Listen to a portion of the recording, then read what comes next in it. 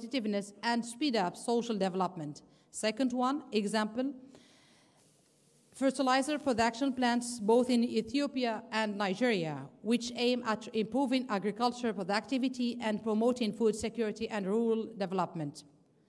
Morocco has always considered that its strength comes primarily from its regional and international economic integration. Therefore, Morocco has also a strong network of FTAs with more than 55 countries, which make Morocco as one of the unique business bridge to the largest and the wealthiest economies, namely the European Union and the United States, with which Morocco is the only one African nation to have an FTA with, allowing preferential access to a market of more than 1 billion consumers to be extended to 2 billion consumers afterwards with CFTA.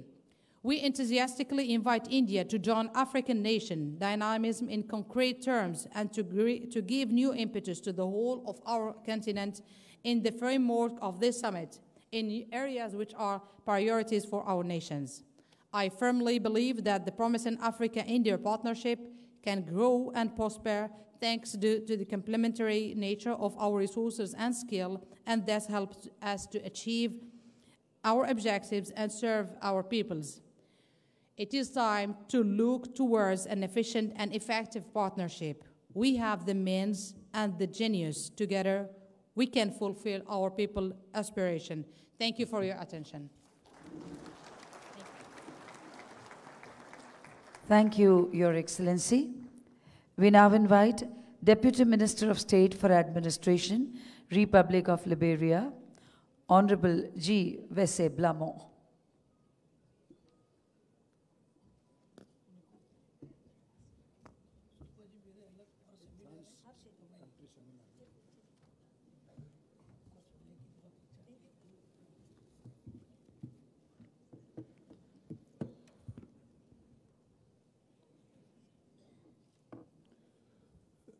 The Chief Minister of Gujarat, Your Excellency, all protocol observed. It is indeed a great pleasure to form the part of this 2019 Vibrant Gujarat Summit. If a member can serve me, and according to my research, this is the first time Liberia was invited to participate in the summit. I want to be grateful to the organizers of this summit for recognizing Liberia and inviting us to be a part of this. History tells me that Indian-Liberian relations have gone far back as 6 decades. And not to forget, during our civil crisis, India contributed peacekeeping to UNMIL, thus saving the life of our people.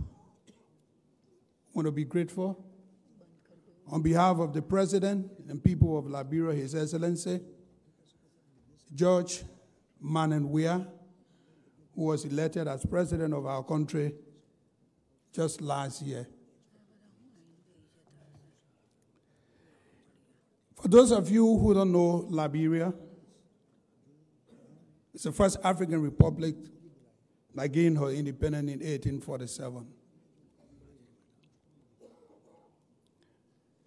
As we speak, there are plans on the way from the contribution made by the government of India to construct a conference, a multi-purpose, state-of-the-art conference center in Monrovia on the Bali Island to be named after the father of this nation, Mahatma Mandir. We want to be grateful to the people of India. On the trade front, India has been engaging in Africa, and Liberia in particular, with a lot of incentives and a lot of investment in our country. Today, One thing that touched my heart is the effort to organize an African Day during the summit. Organizing an African Day is very vital to the existence of ourselves, the African people. For India to recognize the continent of Africa, and Gujarat to recognize the people of Africa. I must be grateful to you, Mr. Chief Minister, for your leadership role played in this regard.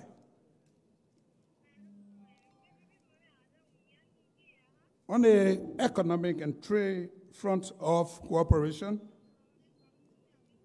trade turnover for the last 4 years in Liberia is over 60 million from 2010 to 2011. India exports is 42 million, and imports from Liberia is 17.7 million. Want to be grateful for inviting us. In order for Africa to benefit from the effort of India, we all need to come together to share our experiences, share our shortcomings, and make sure our two continents or countries work together for the promotion of trade and commerce. Distinguished ladies and gentlemen, I'm proud to be a member of this convention or summit in too many ways. It gave us the opportunity to explore means to give the idea of our investment opportunity in our countries, and to explore investment opportunity for people that want to invest in Africa. In my own country, Liberia, there are a lot of investment opportunity there. And this include oil exploration, mineral exploration, infrastructure, pharmaceutical, and etc. We want to invite this summit through Your Excellency to explore opportunity in our country and our continent. I will present to you a copy of investment opportunity in our continent, particularly in Liberia, Mr. Minister, so that you can encourage your people, investors, potential investors that want to explore means to invest in Africa and invest in Liberia. Our doors are open. Our investment climate is very encouraging and it's free. We want to ask that those of you that are waiting to invest in our continent to be free and invest in Africa. Thank you. As we come to the close of my statement, I ask God to bless Africa, bless India, that one day we all will enjoy the fruit of our effort. Mr. Minister, please give me the opportunity to present to you a copy of an investment opportunity in Liberia. Thank you. Thank you, sir.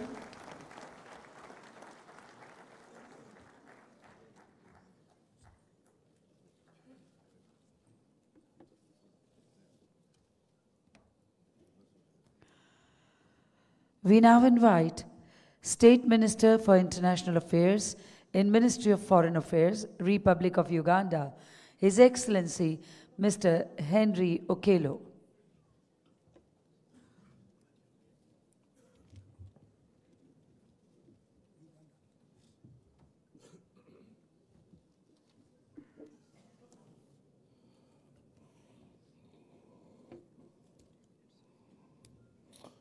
Our host,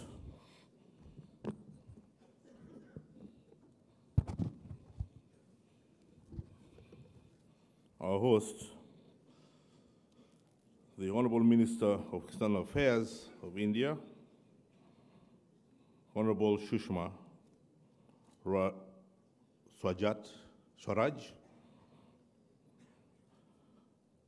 the Honorable Chief Minister of Gujarat, Sri Vijay Rupani, colleague ministers from Africa, distinguished delegations from India, distinguished ladies and gentlemen, my name is Honorable Okello Oryem. I'm the Minister of State for International Affairs of Uganda.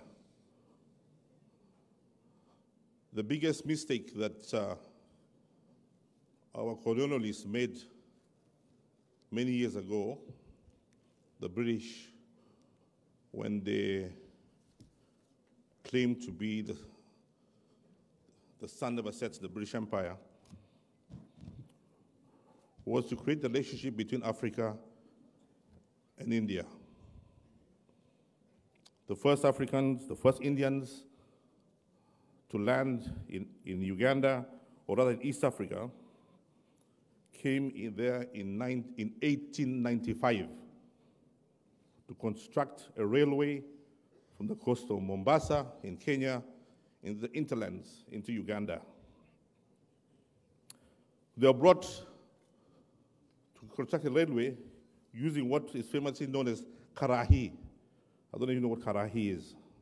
They're using their hands and using simple tools to construct a railway that went for miles and miles into the jungle of Africa. And those Indians who came in 1985 brought us stories of how the Indians were struggling to independence and to free themselves from the British colonialists. They told us stories of the struggles of Indians to become independent. In 1939, when the Second World War started, amongst the many Africans who were brought to Burma and India to fight the Japanese was my father and many other Africans who, in the struggle to fight in the Second World War, met Indians who told themselves and told the Africans that they become independent of the colonialists and they were free. The Africans who returned from the Second World War back to their countries then got inspiration from the Indians to start the liberation struggle to free Africa from the colonialists. That is how we started our relationship. So we are grateful. We, the great-grandchildren of those who were there when the railways were being built and those who fought in the Second World War, today reap the benefits of the relationship between India and Africa that started a long time ago, and hence our independence. The Indians continue to stay in Africa and in Uganda. And I always say something about the Indians, how hardworking they are, how creative they are, how endurance they are. I once said that the Indians are like Coca-Cola. For every 2 minutes you walk in any commercial district, you will not fail to get Coca-Cola. And that's how the Indians are. Be it in Africa, be it in the United States of America, or even be it in Europe. They are always there working in small shops, in big supermarkets, and all kinds of industries. Don't get me wrong, there's nothing wrong with, you're not really Coca-Cola, but you're good people. But we're inspired. We're inspired by the Indians, and we're inspired by the champions of industry, particularly in Uganda. The one thing I'd like to assure this August House is that there is a gentleman that keeps emerging each time we talk about Uganda. There's somebody who has died a long time ago and is no more part of Uganda. He's buried. I don't know where he's up there, but it's the person called Idi Amin. Because whenever we talk to Indians about Uganda, they ask us, what about Idi Amin? Idi Amin is no more. Uganda has rid itself of Idi Amin. Uganda is independent of Idi Amin. There is a new leadership in Uganda. There is now President Yoweri Kaguta Museveni, who is in charge of our country. And for the last 30 years, has transformed the Uganda, which was destroyed by Idi Amin, to become a prosperous country, when we hoped in future to become an industrialized country, and are working hard for it to become a middle-class economy. So, when you're talking about business in Uganda, talking about business in Africa, Idi Amin is not part of it. We have invited all Indians who lost their properties and assets to come back to Uganda. The Marivanis are big industrialists in Uganda. The Meta Group are big industrialists in Uganda. You have the Bahati Group, which is Airtel and telecommunication in Africa. Ashok Group is in Africa, and many other companies are in Africa and Uganda. We look forward to many of you to continue coming to Uganda, many of you to continue coming in Africa. I keep reading the press and seeing in the news how there is continuous complaint about the international community, about China in Africa. But the Indians were there before the Chinese. The Indians were in charge before the Chinese. The Indians started business in China before the Chinese. Then what happened? What happened? Somewhere along the way, we got it all wrong. Somewhere along the way, we stagnated. And the Chinese took the opportunity and came in and grabbed all that was there between our two relationships. But it's not too late. It is not too late, because any beautiful girl will stand there and not know if there's another more handsome man coming. So the Chinese came first, for the Indians came first.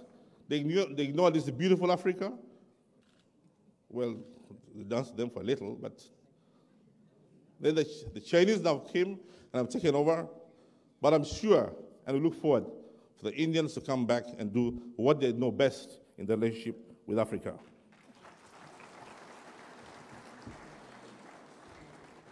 The opportunities are enormous. There is no better place to do business than Africa. For some reason, we Africans are not very good at business, for some reason. But we are ready to do business with the Indians. The profits that are available in making business in Africa are more than 2.5%, 3% in other regions. You're talking nothing less than 10% to 12%. That's proven.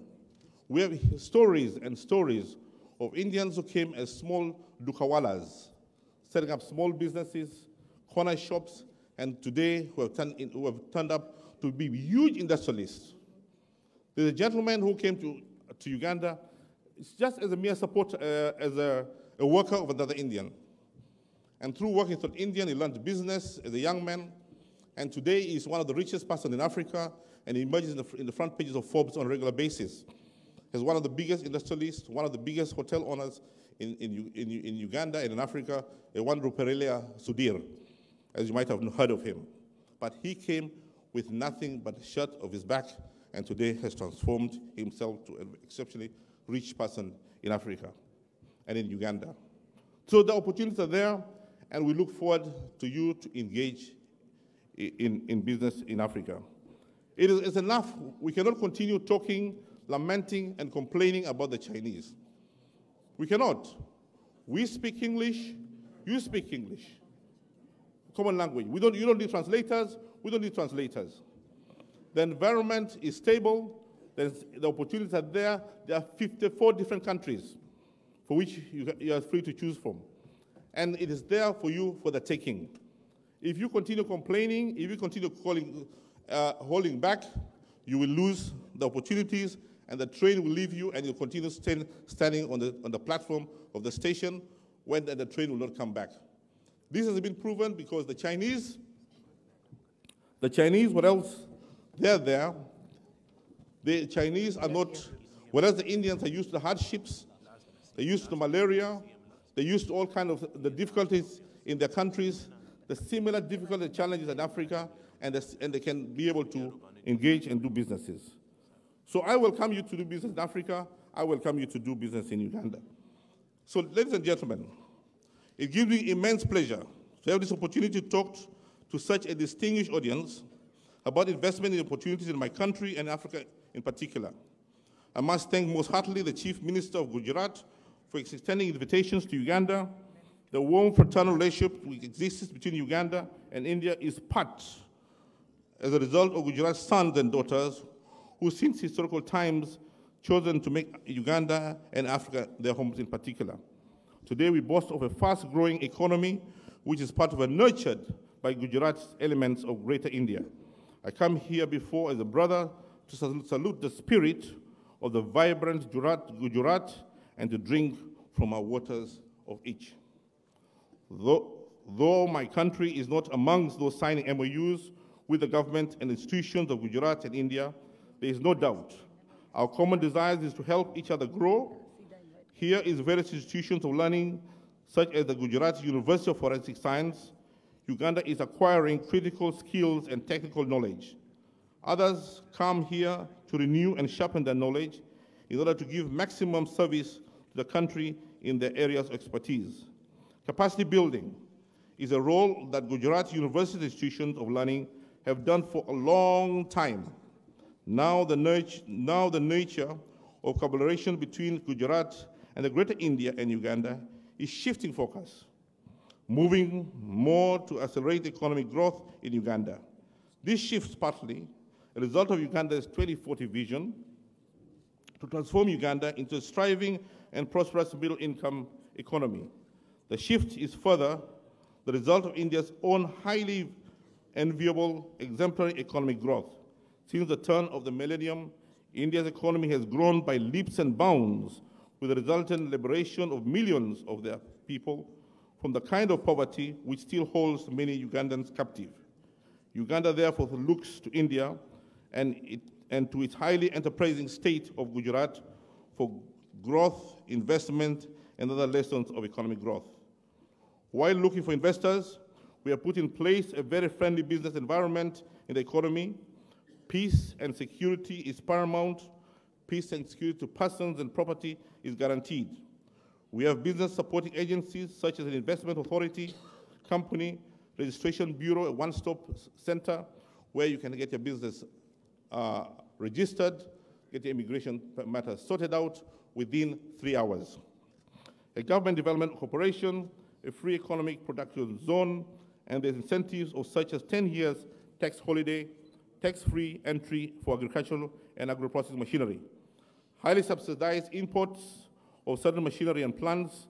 We have set up industrial parks throughout the country in pursuant of the spirit of generating balanced development. Labor needs for any industry can easily be met by the hundreds and thousands of young Ugandan graduates who speak English from the 51 universities awarding institutions in Uganda. Opportunities for investment are to be found in value addition in the agricultural sector, including agro-processing in crops, animals, fish, and sector. Ugandan minerals are still there where nature put them, lying untapped in the country's rocks, mountains, and subterranean crevices and fields. For the persistent investor, there is also gold in Uganda in the mineral sector. Uganda encourages investors in this area to add value and not simply to extract these minerals for export to overseas markets as has been in the past, characterized by the exploitation of Uganda's mother continent. Africa's Africa. Uganda's ore is found in great abundance and is of the best quality. Still looking under its soil, Uganda found oil recently and more gas. There are very many investment opportunities in the oil sector, including the newly opened ground for more explorations. But such oil, as is confirmed, now has necessitated the setting up of an oil refinery and the construction of a pipeline, among other heavy investments required in this area. The Uganda Oil Corporation has been set in place to oversee investments and growth in the sector. Tourism is another area which calls for investments ranging from construction of social amenities, including world-class hotels, to opening up tourism destinations with good food, good infrastructures, including roads. Connectivity is a buzzword of the 21st century, and so key is to Uganda's economic growth. Air transport between Uganda and India is via so many capitals that except for the king, some just remain in the capitals belonging to the plains rather than continuing their long haul to Uganda. Yet Uganda attractions such as the source of the Nile, the mountains of the moon, mountain gorillas, etc. are found nowhere else. With the level of development of the Indian aviation industry, we welcome air operators, both for international as well as domestic aviation services. For those of you who don't know about the Nile, the River Nile is the longest Nile in Africa. It originates from Uganda in a place called Jinja, and is one of the rivers in the world where the ashes of Gandhi was interned. If you go to the source of the Nile in Jinja, in Uganda, you'll find a big monument at the source of the Nile, a big monument in respect of Mahatma Gandhi, and that's where his ashes were interned. More recently, we had one of the most famous tourists from India into Uganda, His Excellency, the Prime Minister Modi, visit Uganda. And I think if Modi can visit Uganda, as the Prime Minister, I'm sure all of you in this room can visit Uganda. Thank you very much and have a nice day. Thank you, sir. Honorable Minister, External Affairs, Government of India, Srimati Sushma Swaraj has struck a chord with young and old alike with her round-the-clock eagerness to help and social media presence. With her use of technological interventions to further diplomatic concerns for a state, she has made her mark as the human face of diplomacy. These are Honorable Prime Minister's words of praise for Sushma ji. She has helped and connected with Indians living overseas and even people of other nationalities. Excellencies, ladies and gentlemen, we are honored to invite Honorable Minister Srimati Sushma Swaraj for her keynote address. Namaskar and a very good morning. Honorable Chief Minister of Gujarat, Shri Vijay Rupani, Honorable Ministers and dignitaries from African countries, members of the Diplomatic Corps, distinguished guests, ladies and gentlemen. Today is indeed a historic occasion. We are organizing Africa Day for the first time during Vibrant Gujarat Summit. And this is also the first time that we are dedicating a day to an entire continent. This is a clear recognition of the enhanced importance we attach to the place of African economies in the development and growth map in the contemporary world. Friends, I'm particularly happy that this historic day is being celebrated on the soil of Gujarat. Just as Gujarat was the state which gave us Mohandas Karamchand Gandhi, Africa was the continent which gave us the Mahatma. The occasion is also significant as it is being held during 150th birth anniversary of Gandhiji and 100th birth anniversary of the iconic African leader Nelson Mandela. It is therefore an honor for me to address this august gathering on this very special occasion. Friends, India has always shared a special bond with the people of Africa and supported their liberation from colonialism and from apartheid. As Nelson Mandela himself said, and I quote, "We would not be talking victory today if the example set by the young Republic of India had not been followed by the rest of the world," unquote. Pan-Africanism inspired the founding fathers of Africa and led to the establishment of the Organization of African Unity and its successor organization, the African Union. This has been taken to a new level with the signing of the historic African Continental Free Trade Agreement in March last year to bring about economic integration of Africa in keeping with Agenda 2063 vision document.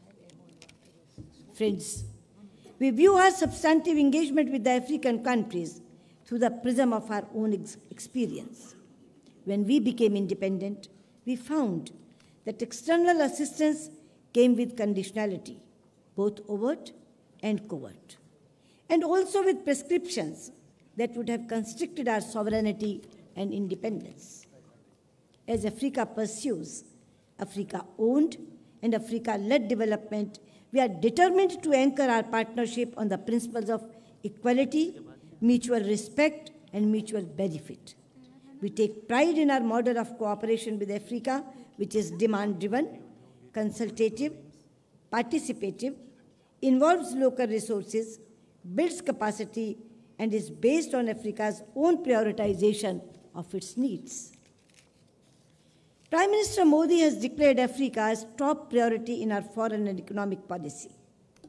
Articulating our Africa policy in 10 broad guiding principles during his visit to Uganda, he stated, and my friend from Uganda will vouch for this, he stated that our development partnership will be guided by African priorities.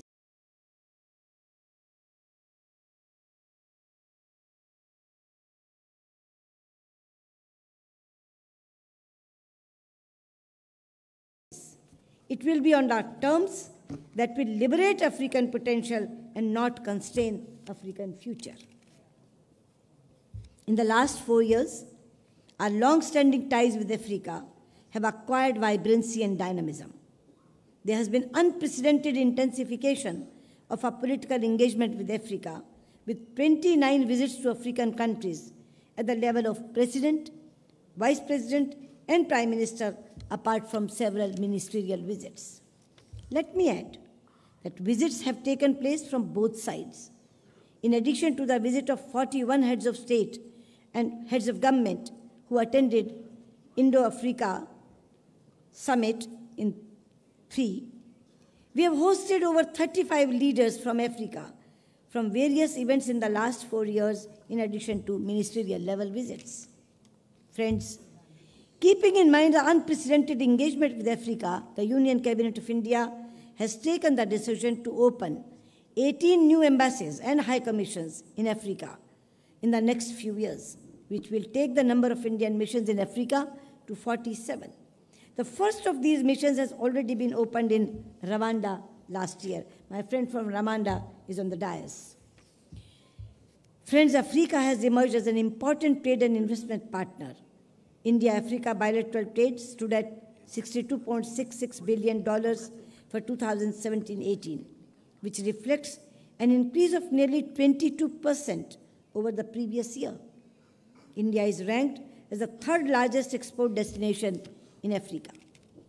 We are happy that the Duty-Free Tariff Preference Scheme, DFTF, announced by India for least developed countries, has benefited African nations and contributed towards steady increase in our trade figures by extending duty-free access to 98.2% of India's total tariff lines.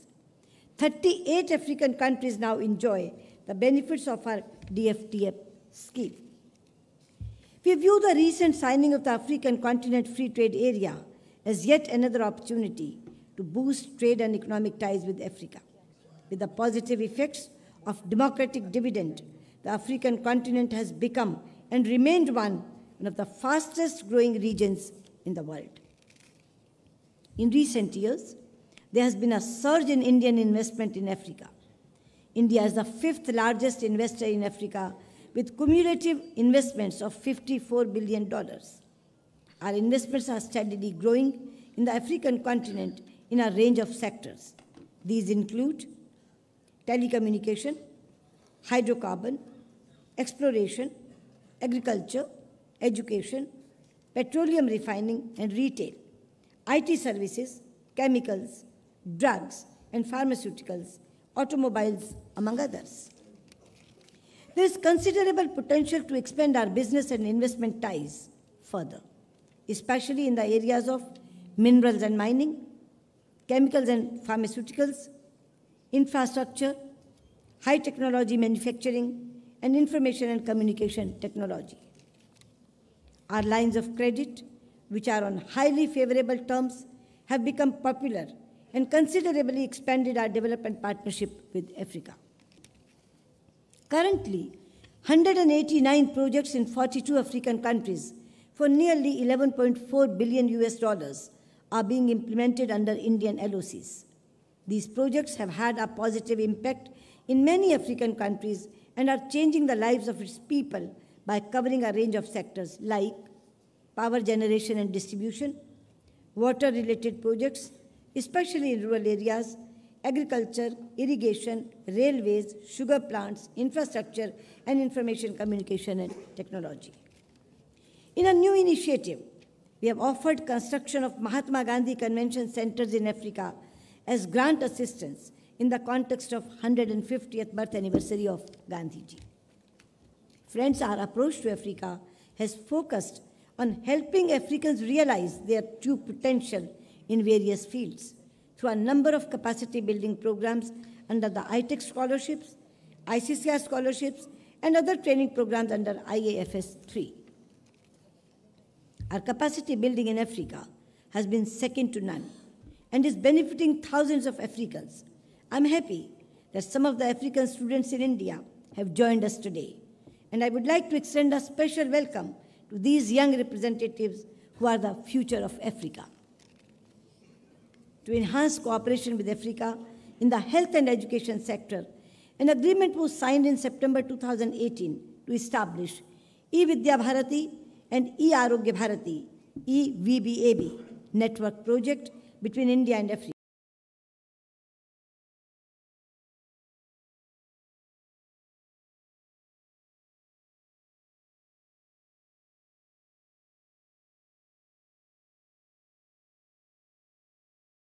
Which aims to provide tele-education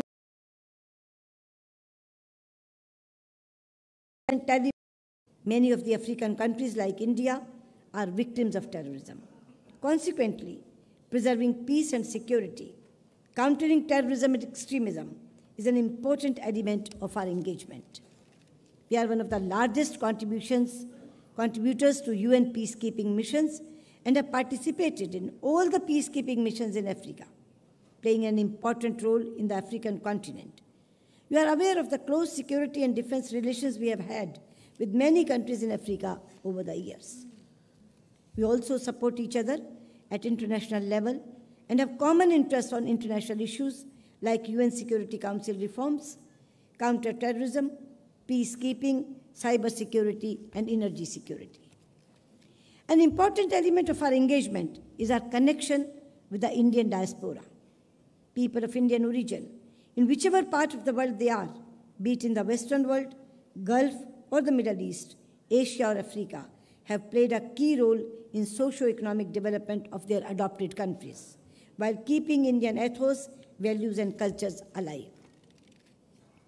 While relationship with Africa is on an upswing, friends, the challenge is to maintain this momentum and ensure that we build on the foundation of security, development, and growth for the benefit of our peoples.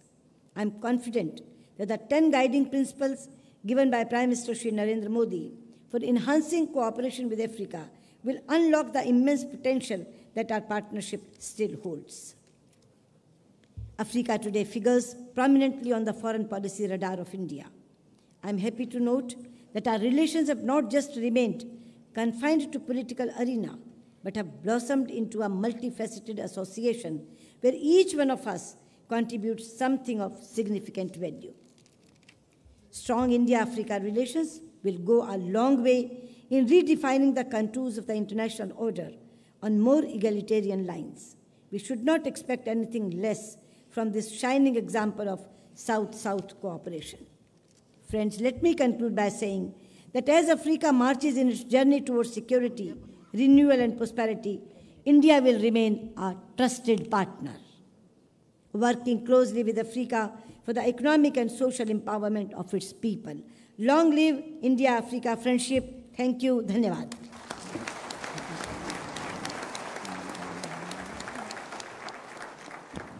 Thank you, ma'am. We will now witness a tripartite MOU being signed by Gujarat Trade Fertilizers and Chemicals Limited and Ministry of External Affairs, Government of India,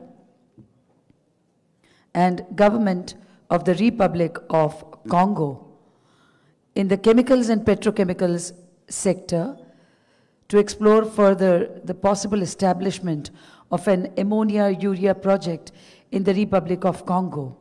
We invite the 3 signatories to please come on the dais with the MOU for a photo opportunity.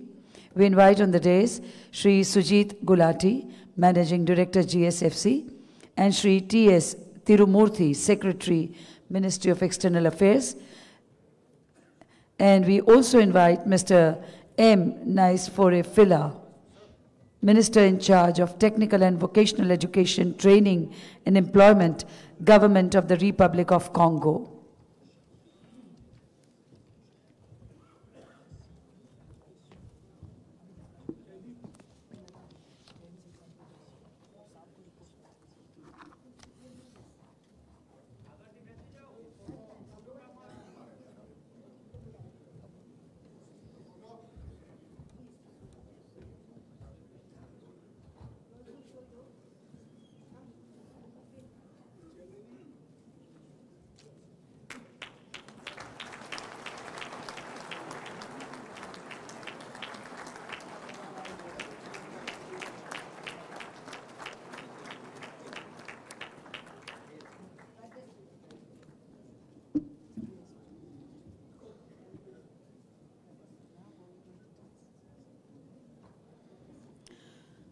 Heartiest congratulations to the signatories, and thank you, ma'am.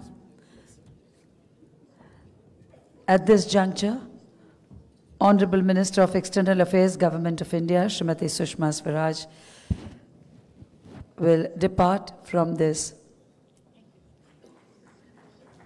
inaugural plenary, after which we proceed with the session.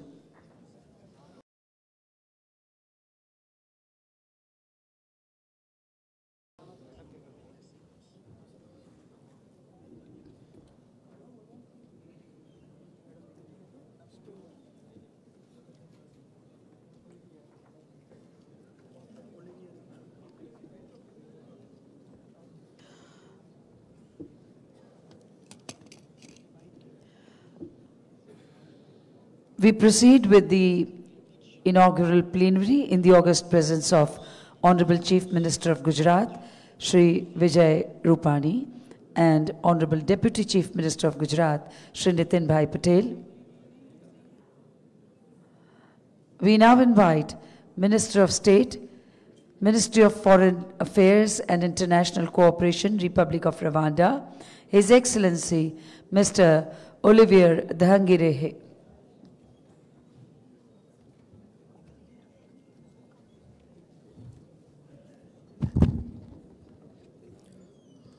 Honorable Vijay Rupani, Chief Minister of Gujarat, Honorable Ministers from African countries here present, members of the business community from India and Africa, distinguished ladies and gentlemen, Namaste.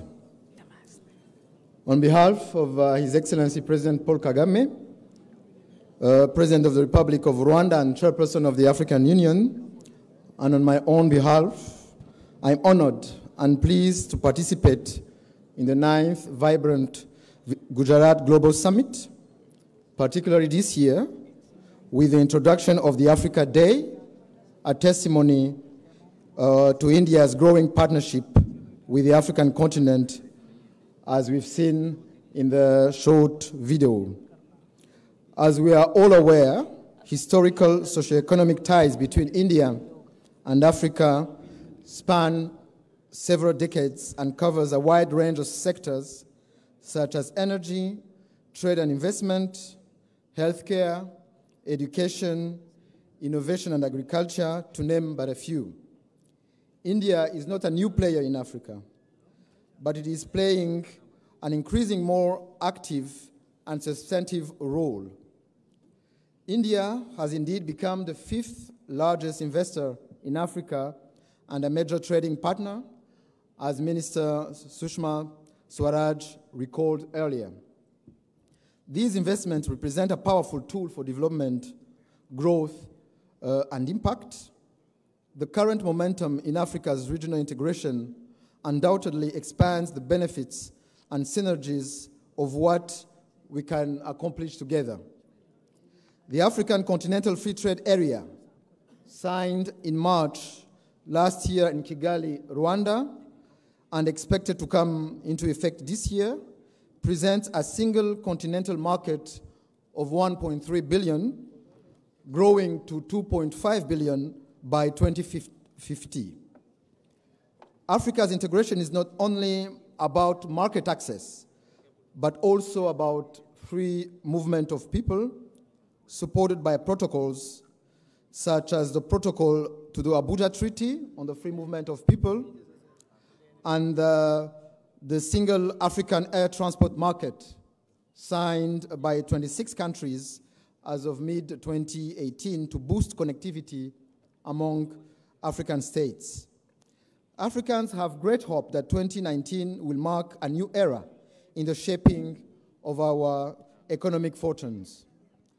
The $10 billion worth of concessional loans committed by India to our continent during the third India-Africa Forum Summit in New Delhi in October 2015 demonstrate an interest and engagement from the government of India that can be the foundation of increased bilateral trade and market access, and building on existing mechanisms such as the India Duty-Free Tariff Preference Scheme for least developed countries, which many of our countries can leverage. With this perspective in mind, this global summit offers a powerful platform for both parties to discuss mutual beneficial partnerships once initiatives like the African Continental Free Trade Area are operational. Distinguished ladies and gentlemen, Rwanda values the strong strategic partnership with India, which has served as a foundation for a number of bilateral cooperation programs and projects. Our bilateral relations have been further cemented through exchange of high-level visits. At the leadership level, His Excellency, the President of Rwanda, has already visited India 5 times.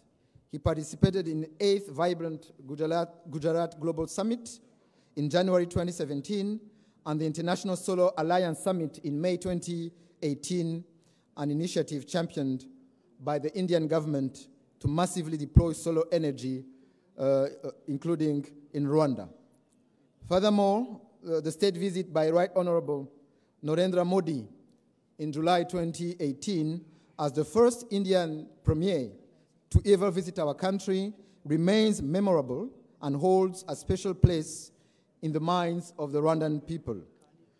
As a result of this visit, 6 MOUs and 2 lines of credit were signed. Rwandans still keep strong memories of a particular gift from Prime Minister Modi. The Premier donated to the local inhabitant of Rweru village 200 cows as a contribution to the Girinka program.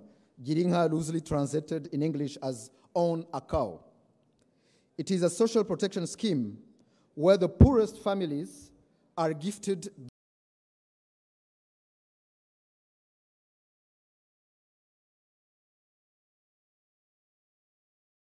dairy cows by the government, and the first female calf born to the cow is gifted to a neighbor to promote not only economic solidarity, but also brotherhood and consideration.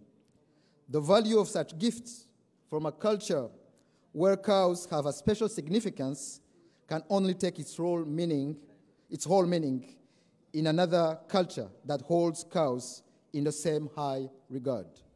Distinguished ladies and gentlemen, in addition to the good bilateral relations, trade and investment between India and Rwanda, we have experienced positive growth trajectory with more than $600 million worth of investment and 142 companies registered, to say the least. Major investment from India to Rwanda are in the manufacturing sector, which attracted the highest amount of investment with $203 million registered in the last decade, followed by information and communication sector with 128 million US dollars. Rwanda continues to improve its doing business environment, testimony of which it is its strongest performance in 2019, ranking 29th globally in ease of doing business. Important to note is that Rwanda was the only low-income economy in the global top 30 in the ease of doing business. Rwanda was among the top 10 global reformers in the 2019 edition of that World Bank Doing Business report, and the second easiest place to do business in Africa. In a bid to attract more investment from India, our major focus is in the following areas. One is manufacturing. In order to boost local production and consumption of local-made products, we welcome Indian investors and manufacturers to establish their business operations in the areas of construction materials, light manufacturing, notably textiles and garments, electronics, packaging materials. Two, agriculture. Agriculture also drives an important part of India investment in Africa. Nearly 80 Indian companies have invested about 2.5 billion US dollars in Africa's agriculture sector, and therefore we wish to attract valuable investment, mainly focusing on agro-processing, horticulture, edible oil, and irrigation. Three, tourism. Tourism is one of the fastest growing sectors, attracting a significant number of tourists from India, with the majority coming to Rwanda purposely for leisure tourism. Rwanda is home of a range of tourist attractions, notably the famous mountain gorillas, as well as the Big Five. This sets an opportunity to set up high-end accommodation facilities for tourists. Four is ICT. ICT investment opportunities abound in innovation labs, software development, cloud computing, device manufacturing and assembly, and ICT education and training centers. Before I conclude my statement, I wish to reiterate our invitation to the Indian business community to visit Rwanda, particularly during the forthcoming Africa CEO Forum, scheduled for 25th and 26th March 2019 in Kigali, to explore investment opportunities and the attractive incentives provided by the government of Rwanda. Once again, on behalf of His Excellency President Paul Kagame, I wish to thank the government of India for the invitation to participate in this vibrant Gujarat Global Summit, as well as the government of Gujarat for the warm hospitality extended to me and my delegation. I thank you for your kind attention. Thank you, sir. We now invite Minister in charge of Technical and Vocational Education Training and Employment, Republic of Congo, His Excellency Mr. Nicefor Phila Saint Eudes.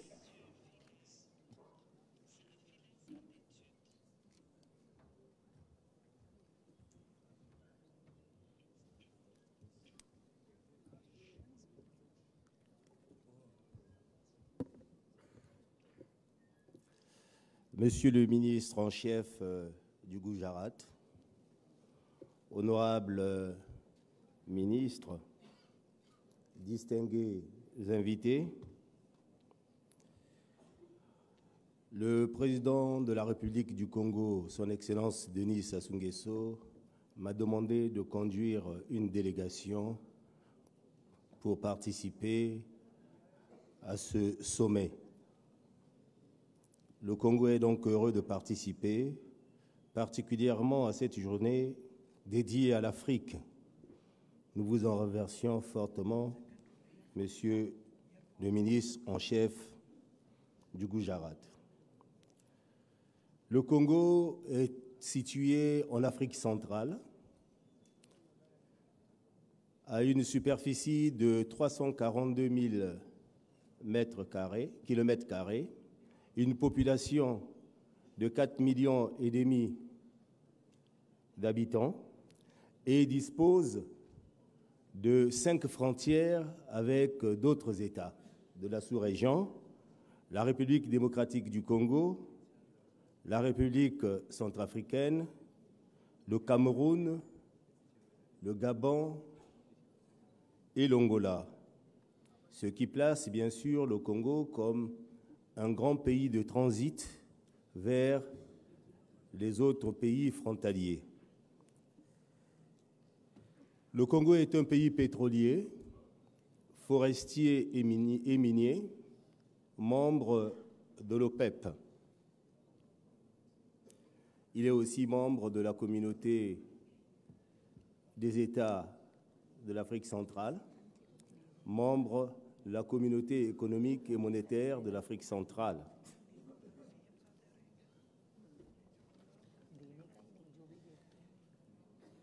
Il dispose aussi d'un port en eau profonde, le plus important au niveau du golfe de Guinée. Il apparaît donc ainsi que le Congo, dans son processus de développement, a besoin de l'Inde pour le développement et l'appropriation des technologies indispensables au développement. Le Congo a adopté tout dernièrement un plan national de développement qui porte pour la première période sur les années 2018 à 2022. Ce plan national de développement économique, qui a entre autres deux axes principaux, le développement du capital humain et la diversification de l'économie, présente déjà le Congo comme une terre d'opportunité, avec comme élément fondamental pour la réalisation de ce plan la stabilité politique. Au niveau du développement du capital humain, le Congo a bien sûr déjà signé un accord très important avec le Royaume du Maroc qui porte sur deux secteurs fondamentaux, la santé et l'éducation. C'est ainsi que nous invitons le gouvernement de l'Inde à investir dans ce secteur privilégié parce qu'il ne saurait y avoir de développement économique intégral et inclusif si l'on n'a pas une ressource humaine de qualité. Le deuxième axe important de ce plan porte sur la diversification économique, je l'ai dit, mais en prenant l'agriculture comme étant le pivot central de cette diversification économique avec toute la chaîne de valeur qui peut être créée. Donc, à cet effet, et vous venez de le voir, nous venons de signer un accord assez particulier au niveau des fertilisants avec le gouvernement du Gujarat et la société GSFC pour mettre en place une unité de production de l'urée en République du Congo avec une vocation sous-régionale. Donc nous exhortons et nous invitons fermement le gouvernement de l'Inde ainsi que les investisseurs indiens à venir investir en République du Congo du fait de deux facteurs fondamentaux, la stabilité monétaire et la stabilité politique. Je vous remercie.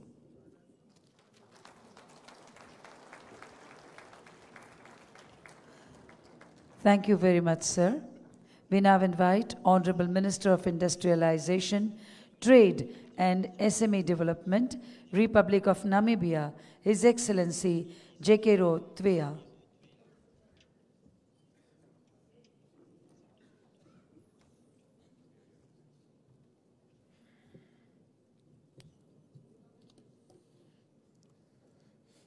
Madam Director of Proceedings, Honorable Chief Minister, and I will abide by the protocol already established, or protocol observed. I will present Namibia, not Nambia, others are struggling to pronounce it. It is called Namibia.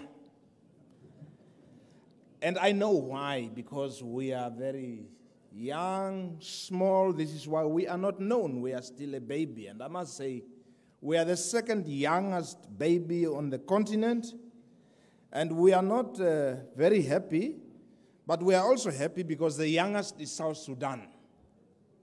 So that you can understand, the youngest is South Sudan. So we are the second youngest.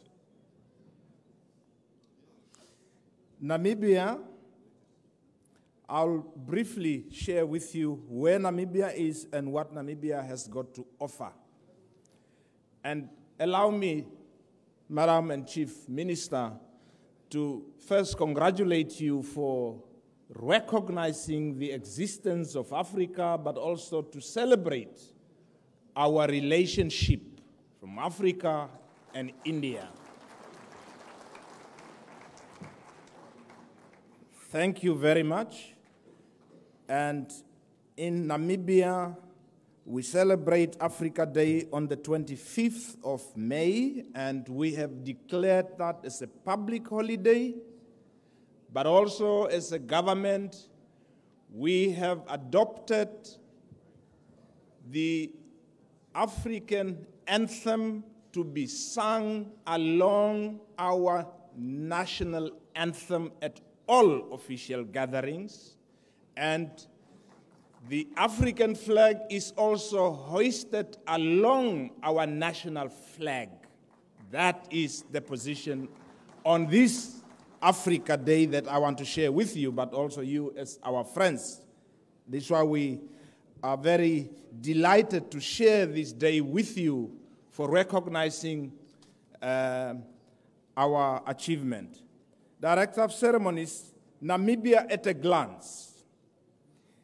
It has got a population of 2.4 million, and we attained our independence on the 21st of March, 1990. Our capital city is called Windhoek. It's a German name. We have not changed it yet, so the African name is rather too complicated. Either I come, so you will struggle, even myself struggle to pronounce that. The geographic area of Namibia is 824,000 square kilometers for only 2.4 million. Big country, small population. The languages, English as the official language, and we have other languages which all are at the same level as national languages called Afrikaans. Is the lingua franca, is the apartheid language. We still adopted it because we have Afrikaners in the country. We have Oshivambo, Ochiherero, Rukavango, Silozi. All these are called national languages in the different provinces. Namibia is bordered by Angola, bordered by Zambia, Zimbabwe, Botswana, and South Africa down. Those are our neighbors. Let's talk about the economy of Namibia. Our currency is called Namibia dollars, and for now it is pegged 1-to-1 with South African rand. That's called Namibia dollars. And we belong to the common monetary area with Lesotho, Eswatini, and South Africa. We use and we recognize and use the rand as a trading currency. What do we export? Diamonds. We export copper, gold, zinc, lead, uranium, also foods. For example, fish, meat or beef, and with our fish to the EU, the main consumer is Spain, and we unfortunately keep their factories. We export actually our jobs to Spain, but we also have grapes that we export. And what do we get in return? We import almost everything. Petrochemical products, machines, machine components, also foods, and the list is long. So here, I want to appetite the Indian business people to fill that gap. I already said that we are only 28 years in existence, and March this year, we will celebrate our 29th birthday as a young nation. We do have the blessing also because of this huge geographic area in terms of natural resources. We are the 5th largest uranium producing country in the world, not on the continent, but in the world. 5th. We are the 12th largest diamond producer in the world, the diamond I spoke about. But we also have got other minerals, lithium, as well as manganese, granite, iron ore, you name it.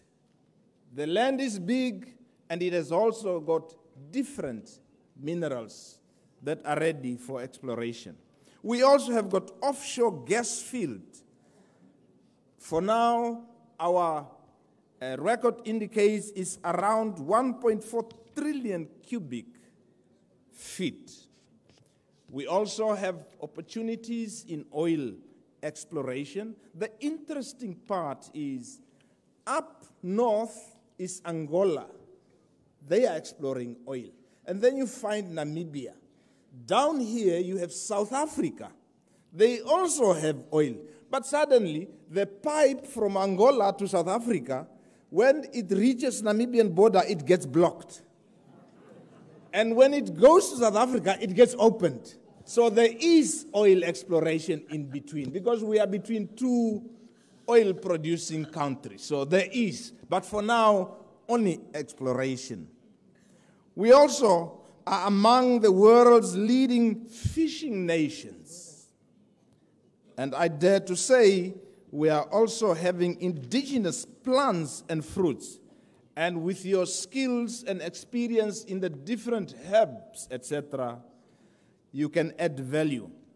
But Namibia also can serve as a gateway into Southern Africa as well as the world market. How come? We have got Walvis Bay as a world harbor, port in terms of facilities. We got excellent road networks, which at the moment ranks #1 in Africa in terms of the World Economic Forum. And the reason part of this is simple. We have a highway from Walvis Bay highway all the way up to the DRC. And I must mention here that we do have dry port facilities for our landlocked neighbors such as the DRC, Botswana, Zambia, and Zimbabwe. We share what we have so that we together can benefit from the God-given resources. We are a member of SACU, which is Southern Africa Customs Union, one of the oldest customs in the world. But we're also a member of SADC, Southern Africa Development Community, of which currently Namibia is holding the rotating chairmanship from August last year until August this year. And on this note, let me, as a Pan-Africanist, I discussed with my dear sister from the DRC, and she was very unhappy that I made a remark that we are in Addis to discuss the issue of Congo, and that apparently sent a very wrong and scary message to potential investors. You suddenly now abandon the DRC and say there are problems, we cannot invest there. That is not what I intended. So SADC is at peace with themselves. So the DRC included. My dear sister, I did not mean to really scare any of the investors to the family of SADC. The market penetration, we are believing and forecasting around 2.1 billion in Africa. And we are also having some what we call agreements with EU, the USA, and I must mention here, because I was party to it as well, that our beef is one, if not the only African country that has been accepted to be exported to the USA because of its quality. We're also a member of EFTA as well as Mercosur, but we serve as a gateway. I must share with you that in terms of you as potential investors, what is in for you? There is freedom of locations, but also the special economic zones regime. We're continuously looking at how we can help and facilitate you to make a success of your investment. We invite you to Africa and to Namibia, and therefore it is our obligation to create a conducive environment for you to grow your bottom line and not to exploit you. We have some successful stories on telecommunications. We have got Huawei. We have got MTN from South Africa, which is also known in some other African countries. We have got other investors like Rio Tintos, PwCs, the Coca-Colas, Investec, Dundees, BPs, and you name it. So there are some corporate companies investing in Namibia.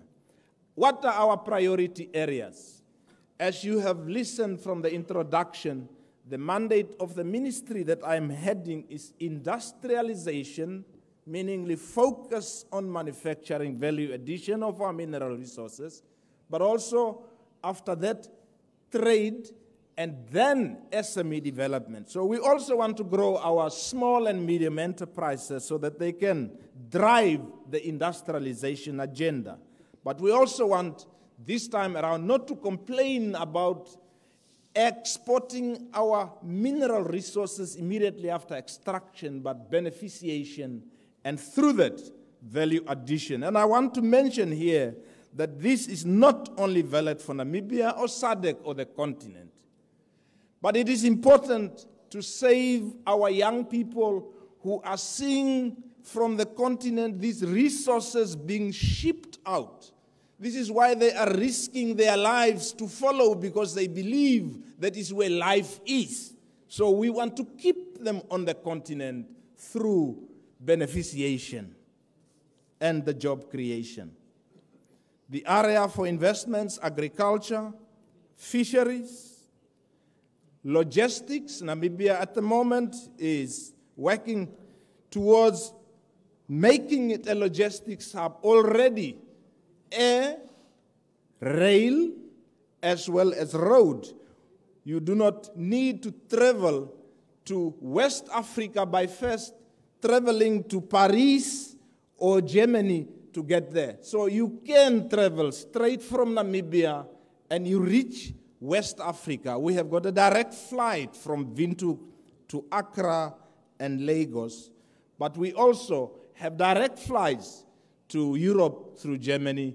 We have also Qatar to cater for the Middle East trips. We also have got Ethiopian Airlines directly. We also have got KLM. So we are making the traveling distances, but also the cost easier for you, either as a tourist or as an investor. That is the infrastructure. We also have the port deepened to allow bigger ships to come closer to the shore to save on the cost of loading and offloading. Other areas, manufacturing and processing. Here I must say, and my colleague from Rwanda, I did not share this with him, but I must congratulate them that they have started with the assembling of Volkswagen. Namibia also has joined. We started with the assembling of Peugeot and Opel Corsa. So there are already movements going on. So with the automobile in India, we are inviting you also, because we have got enough land where you can do your assembling and reach out to your markets.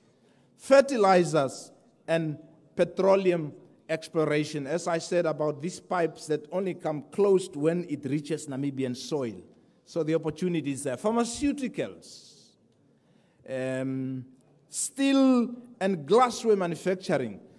In the area of manufacturing is unexploited. You are welcome to please grow your businesses, expand your businesses in that area. Mining and energy. Yesterday, I only hinted about the solar or renewable energy. We've got the first raw material, which is the sun, unhindered. But the other areas I would unfortunately not share with you, because those are political and security matters. But for business purposes, we do have the facilities for investment. Tourism is another investment opportunity. We still have the five, or the big five as they are called. And I must say that we have a problem as a government to convince the people to reduce the number of elephants. There are over 20,000, and they are actually destroying also some of the infrastructures. But we cannot cull them immediately, otherwise you know what would happen in the world. And so, oh, this African country has now become a danger to their own animals. But we do have management law in place how to manage these resources, from elephants, rhinos, all the different antelopes, etc. But the opportunity is plenty to explore the fauna and floras. When you have made up your mind to go to Namibia, you will be assisted. We do have a dedicated directorate in the Ministry Investment Center that would give you the necessary information, all legal documents that you require. You will not be exploited by those that would see in you a business opportunity and say, we can actually assist you and play a consultancy for you. We do that as a government, and you are free to contact us. So the details, I have my colleagues here. We have got a stand there.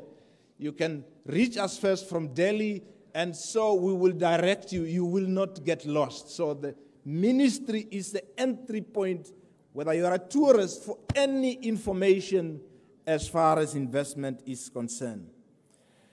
I must also say that as SADC and as a chair, we are promoting the theme that was adopted, and that is the industrialization, but also with the youth empowerment, that the youth who will be the leaders of tomorrow cannot be spectators now. We want them to understand what is awaiting for them by already empowering and involving them now, so that tomorrow, when we step down, we don't need to worry and to feel scared that the youth will sell us back to the colonizers. We must make them part of our development.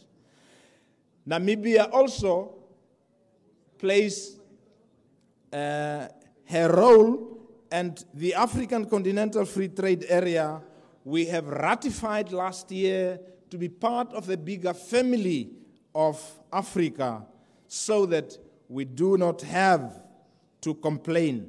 The agreement will therefore facilitate, as it was said by my colleague from Rwanda, the free movement of goods, but goods cannot take themselves. So the people must move freely as well to do business.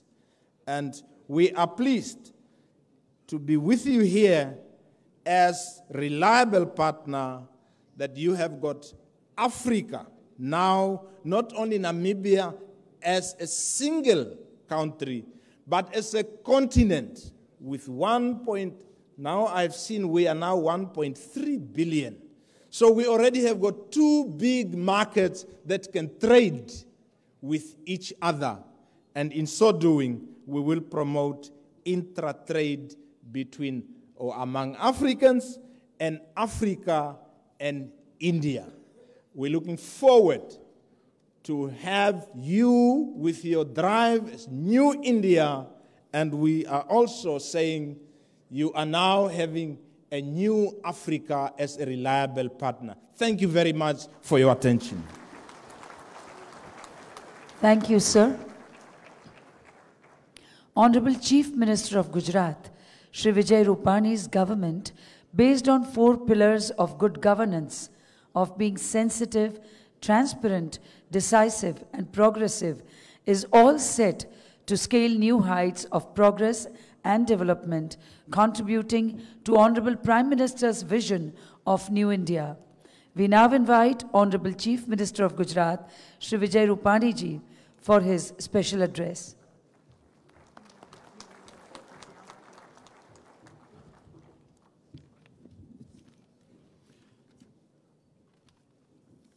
First of all, I have the honor to convey the best wishes and greetings of Honorable Prime Minister of India, Shri Narendra Modi, on the occasion Vibrant Gujarat Africa Day.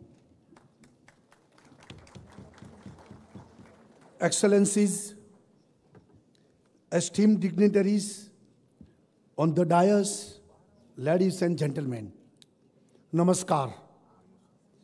I am honored to address the distinguished guests at the inauguration of Africa Day under Vibrant Gujarat 2019 banner.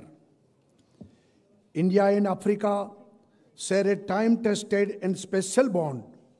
Both the regions were indigenous civilization with rich heritage, culture, and values. Gujarat's historic relations with African continent in trade, commerce, and culture have grown into a sustainable partnerships over the years.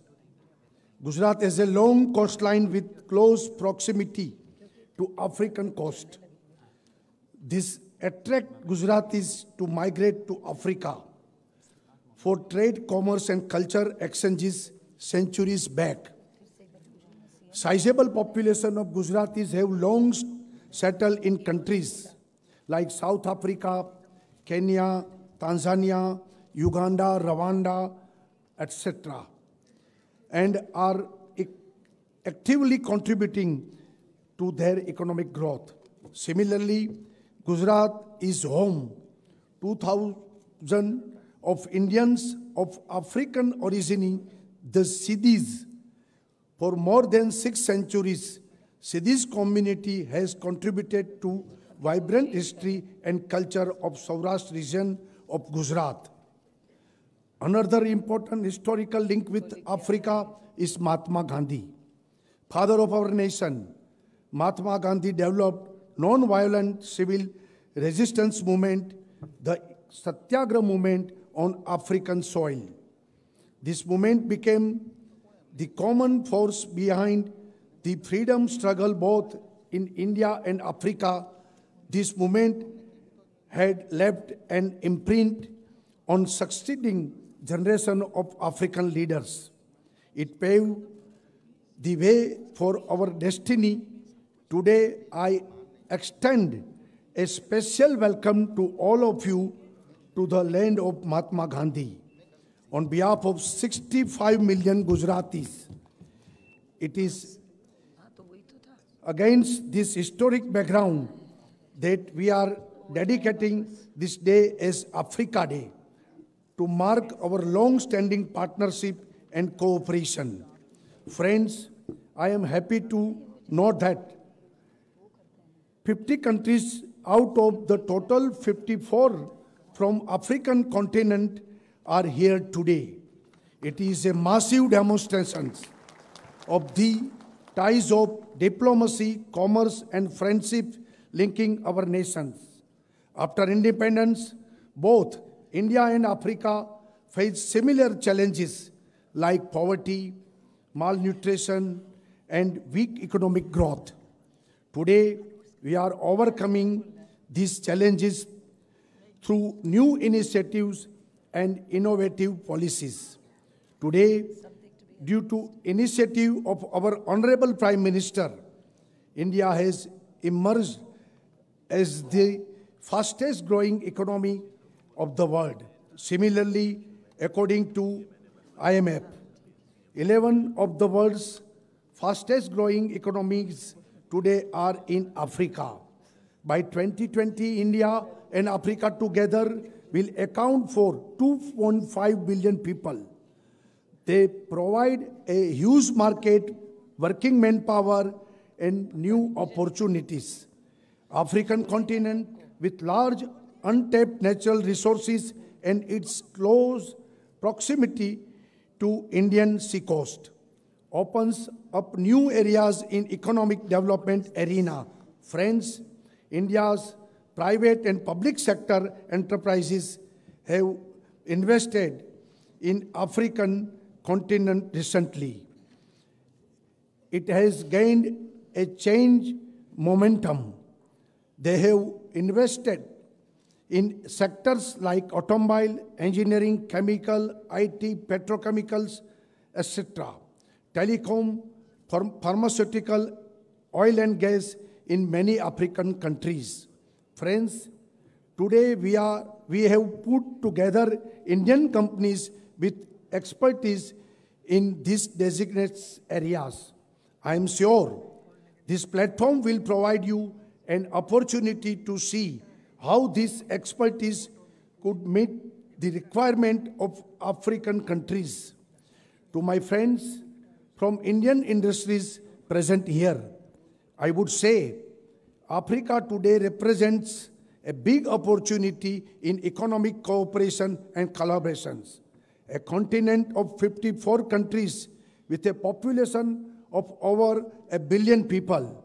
Gujarat, known as the growth engine of India, is the fastest growing state in India. On this Africa Day event, I would request Gujarati companies active in Africa to invest more in Africa. Friends, India-Africa partnerships is based on strong political commitment and economic engagement, which is symbolic and fraternal. I wish that this vision would be fulfilled in this Africa Day event. Gujarat feels proud to be a part of this initiative. In the end, I would request all of you to pay a visit to Statue of Unity, world's largest statue. This iconic structure is a vision of our Honorable Prime Minister, Shri Narendra Bhai Modi, dedicated to our leader, late Sardar Vallabhbhai Patel. You will witness the architecture marvel of our engineers and grandeur of the statue. Thank you. Wish you a pleasant stay in Gujarat. Sauno Abhar. Dhanyavad. Namaskar. Thank you, Honorable Chief Minister, sir, for that very guiding and inspiring and enlightening address.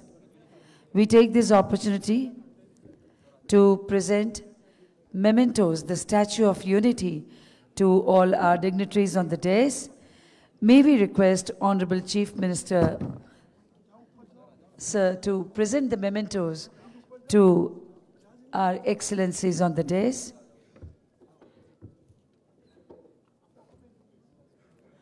Honorable Chief Minister, sir, will present a memento to His Excellency Jekero Tweya,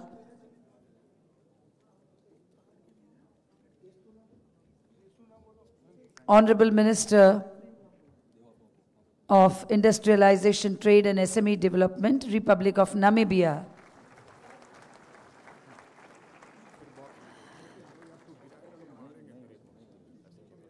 To Minister in charge of Technical and Vocational Education, Training and Employment, Republic of Congo, His Excellency Mr. Nicefor Fila.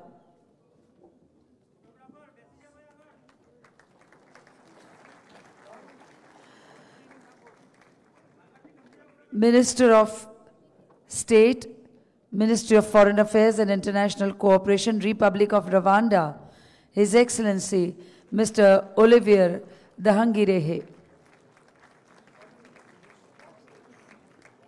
State Minister for International Affairs and Ministry of Foreign Affairs, Republic of Uganda, His Excellency Mr. Henry Okello. Deputy Minister of State for Administration, Republic of Liberia, Honorable G. Wesse Blamo.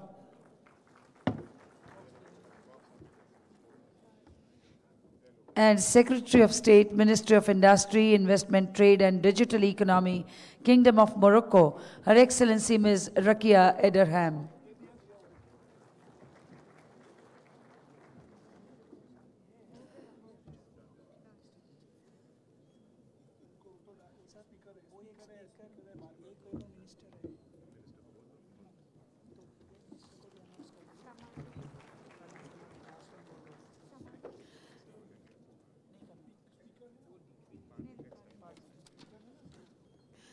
Thank you, sir. We now invite Chairman CII Africa Committee and Chairman and Managing Director Suzlon Energy Limited, Mr. Tulsi Tanti, for his concluding remarks and vote of thanks.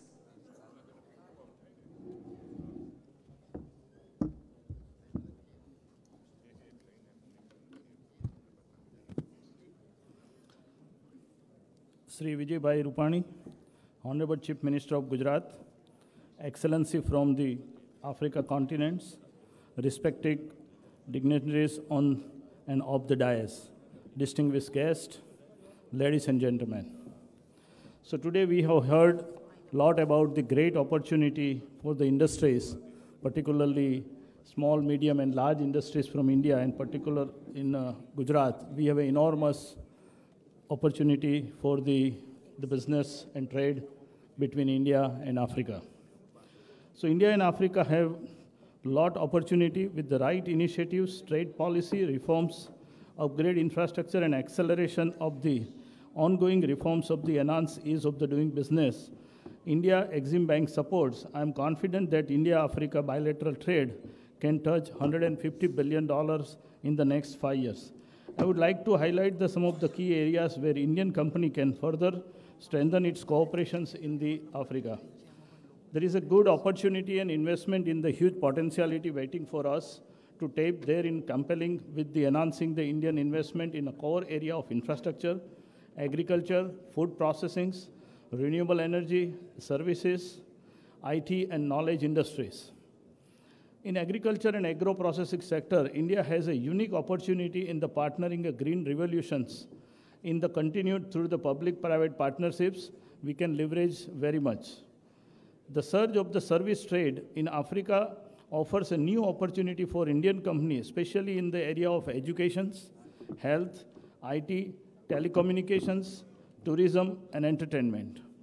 Particularly when I see the Africa continent opportunity for the state of Gujarat, and particularly SME companies, the great value additions in the textile, pharma, food processing, renewable energy, EPC business, and the skill development areas, that's we can able to leverage very much.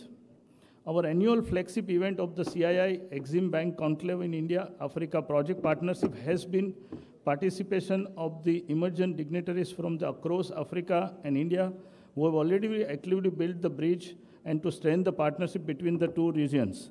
With the multi-faces involvement in the heads of the states, ministry, business leaders, the financial institutes and investment agency conclave has formed the one shop, the cater to interests of both the business and political stakeholder alike. The 14th editions of the India-Africa conclave is scheduled from 17th to 19th March 2019 at New Delhi, and I would like to take the opportunity to invite all of you to join the moment of the event to explore the good partnership with the business B2B business areas. Excellency, I would like to share with you dragon versus the elephants. When it start is okay, dragons may go faster, but when the elephants start running, it is very difficult to stop. Thank you very much. Thank you. And with that, we conclude this inaugural plenary. We also have almost the same size of audience in the adjoining room, that is room number 3, who are watching this live on a screen.